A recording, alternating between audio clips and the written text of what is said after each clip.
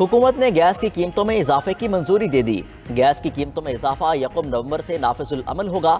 वजारत तवानाई के मुताबिक कीमतों में इजाफा ओगरा की तजवीज़ पर किया गया। 57% प्रोटेक्टेड कैटेगरी वाले सार्फिन के लिए कीमत नहीं बढ़ाई। प्रोटेक्टेड कैटेगरी के सार्फिन के लिए 400 रुपये फिक्स चार्जेस मुकर्रर। एलामी में कहा गया, गैस की शोबा में गर्दशी कर्जा 2.1 ट्रिलियन तक पहुंच चुका। कीमतों में इजाफा ना करते तो गर्दशी कर्जा 400 अरब रुपए मजीद बढ़ जाता। आवाम फट पड़े।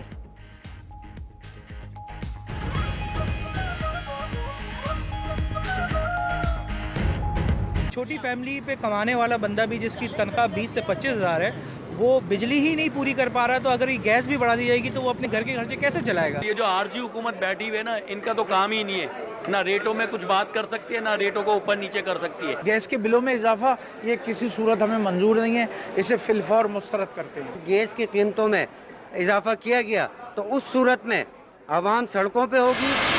तारिकीन के पास पाकिस्तान छोड़ने की डेडलाइन आज तक है। आज का आखिरी दिन, कल से कानून हरकत में आएगा। तमाम गैर कानूनी गैर मुल्कियों को गिरफ्तार करके डिपोर्ट किया जाएगा।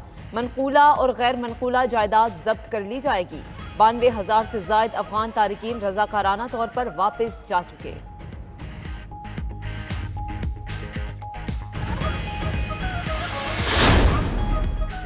गैर कानूनी मुकीम गैर मुल्कियों को वापस भेजने के लिए रीपैट्रियट एक्ट की मंजूरी। निगरान विफाकी काबीना के इजलास के बाद वज़रा की न्यूज़ ब्रीफिंग। वज़ीर इत्तलात मुर्तज़ा सुरंगी ने कहा, कोई इदारा या फर्द इस मामले में इख्तियारात से तजावुज़ नहीं करेगा। सारा अमन मरहलावार मुकम्मल किया जाएगा।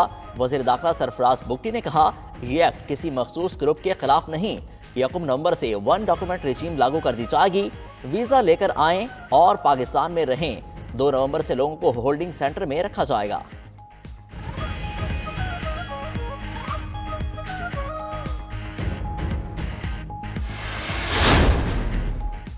निगरान वज़ीर आज़म अनवारुल हक काकड़ की ज़ेर सदारत काबीना का इजलास।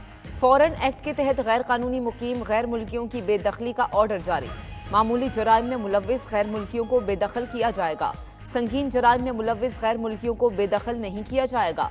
काबीना ने हज पॉलिसी 2024 की मंजूरी दे दी। FIA में anti human smuggling police stations बनाने की मंजूरी। निगरान वज़ीर आज़म की ज़ेर सदारत पंजाब काबीना का भी खुसूसी इजलास। मोहसिन नकवी की ज़ेर क़यादत पंजाब हुकूमत के इक़दामात को सराहा।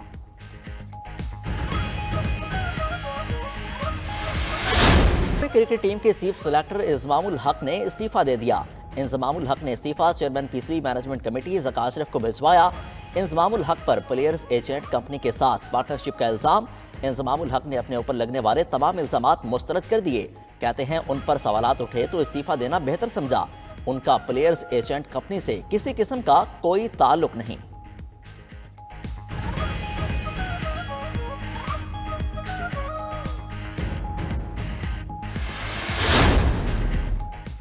इंजमामुल हक का मामला, PCB ने 5 रुकनी फैक्ट फाइंडिंग कमेटी बना दी। कमेटी टीम सिलेक्शन में किसी बेकायदगी और मुफादात के टकराव का जायजा लेगी। कमेटी में colonel retired Khalid, colonel retired Akhtar और आलिया रशीद शामिल। लीगर और ऑडिट टीम्स का एक नुमाइंदा भी कमेटी का हिस्सा। Chairman PCB management committee Zaka Ashraf कहते हैं, इंजमामुल हक की कदर करते हैं, जब चाहें मुलाकात कर लें। वो दफ्तर में नहीं थे, मुलाकात कैसे होती। 3 साला कॉन्ट्रैक्ट नेक नियति से दिया। इंतखाबात की तारीख देना हमारा नहीं, इलेक्शन कमीशन का काम है। निगरान वज़ीर आज़म अनवारुल हक काकड़ की लाहौर की निजी यूनिवर्सिटी में तलबा से बातचीत। कहा, उनके वज़ीर आज़म बनने से पहले ही पंजाब और खैबर पख्तूनख्वा के इलेक्शन में ताख़ीर हो चुकी थी। आर्टिकल 254 कहता है, कोई काम ताख़ीर से होने पर गैर आइनी नहीं हो जाता। इस वक्त पाकिस्तान में मुस्तहकम नहीं, अबूरी जमहूरियत है। तासुब से बालातर होकर मुल्क की तामीर और तरक्की में हिस्सा डालना चाहिए। एक दूसरे के सियासी नज़रियात का एहतराम करना चाहिए। निगरान वज़ीर आज़म से निगरान वज़ीर आला पंजाब की मुलाकात। तरक्याती मंसूबों पर गुफ्तगू। अनवारुल हक काकड़ ने हज़रत अली हजवेरी के मज़ार पर भी हाज़िरी दी।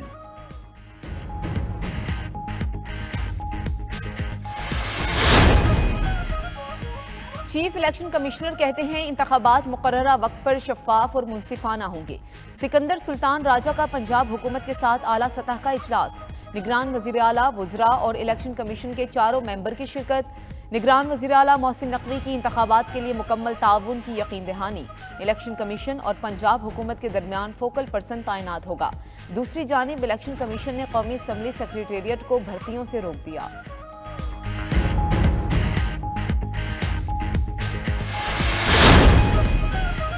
नून लीग का सिंध में पीपल्स पार्टी के खिलाफ इलेक्शन लड़ने का ऐलान।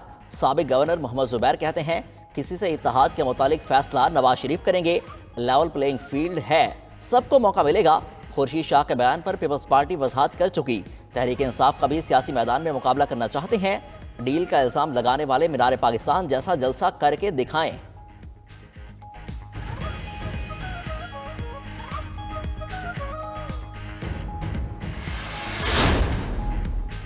अलीम खान की ज़ेर सदारत इस्तेहकाम में पाकिस्तान पार्टी का इजलास। खानेवाल के कामयाब जलसे पर इजहार इत्मीनान किया गया।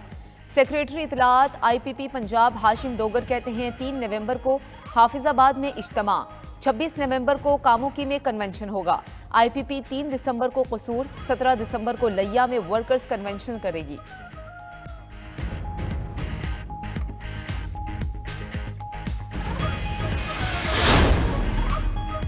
बुनियादी शरह सूद 22% पर बरकरार। स्टेट बैंक का मॉनिटरी पॉलिसी का ऐलान। शरह सूद बरकरार रखने का फैसला आदाद-ओ-शुमार में बेहतरी को देखकर किया गया। Governor state bank Jamil Ahmed की ज़ेर सदारत मॉनिटरी पॉलिसी कमेटी का इजलास। रिपोर्ट के मुताबिक महंगाई में कमी का सिलसिला जारी रहेगा। खरीफ की फसलों के इब्तदाई तखमीने हौसला अफजा हैं। जारी खाते का खसारा अगस्त और सितंबर में खासा कम हुआ।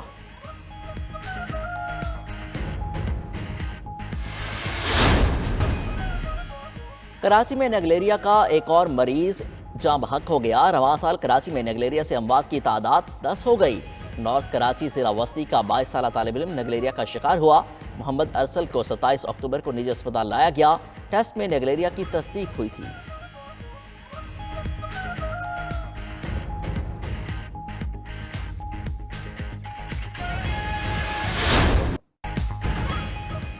मौलाना तारिक जमील के बेटे आसिम जमील आबाई इलाके तलम्बा में सपुर्द खाक। नमाजी जनाजा की इमामत मौलाना तारिक जमील ने खुद की।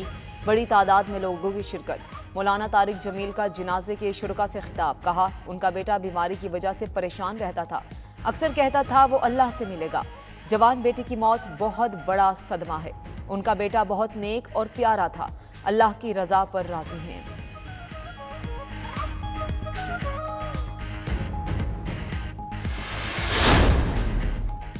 और सुल्तान राही के हाथ में मौला जट का गंडासा थमाने वाला आका हसन अस्करी चल बसा।